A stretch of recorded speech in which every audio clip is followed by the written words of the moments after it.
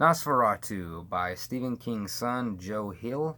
And don't mind the stacks of movies behind me, I was too lazy to move them for this video. So in the book, we follow a girl named Vic, and she has a mysterious power. She can find lost items. She gets on her bike, and this bridge will appear out in the woods, and she can drive down that bridge, and the bridge will take her to the location of the lost item she wants to find. So the villain of the book drives an old Rolls-Royce Wraith. That's a tongue tire for me. And it also has mysterious powers. And he is going around kidnapping kids. And he's kidnapping them from what he calls bad parents. So if the parents drink, or if they smoke, do drugs, or abuse their kids, or whatever, he kidnaps them and wants to give them a better life in a place called Christmas Land. And his car takes him to this place. So yeah, that's all I want to say. I don't want to give too much more because I don't want to spoil anything. But this book was awesome. I didn't want to put it down. I wanted to keep reading and reading and reading. And I was also listening to the audiobook while following along. The narrator of the book did a phenomenal job. I don't know her name right off, but I know she plays in Orange is the New Black as, I believe, Red. It's been a while since I watched the show. I believe that was her name, and or in the show.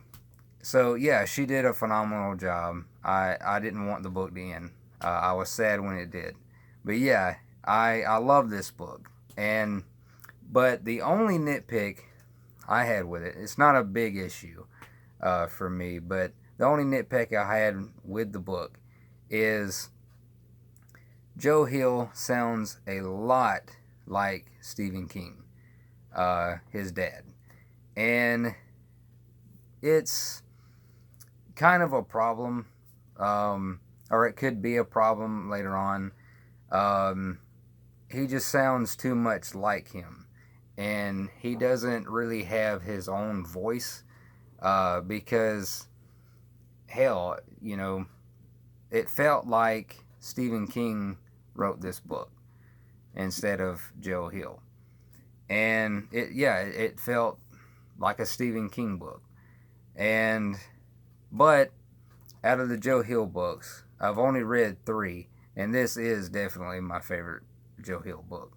I read Horns and The Fireman, and I want to reread them eventually. But yeah, that's the only nitpick I had with it. The story was, phenomenal, gripping. I loved it. Charlie Manx, which is the villain, was very interesting. I loved following him and Bing, which is like his assistant in crime. And Vic was very interesting. I liked following her. More as a child, though. But she was still fun to follow as an adult. It does jump in time. I don't know exactly how long, over 10 years or whatever. And she is an adult. And she has her own kid. But yeah, this book was awesome. I'm going to give it a 5 stars. If you like Stephen King, I suggest you check out NOS4A2. I read this book in like 3 days, and it's almost 700 pages long. And I'm not that kind of a reader. I don't like read big chunks like that. It normally takes me almost a week to get through a book this size. But since I loved it so much, I just couldn't put it down. And I finished it a lot quicker than I would have. So that's it for this short review. Like and subscribe, and I will see you guys very soon for another.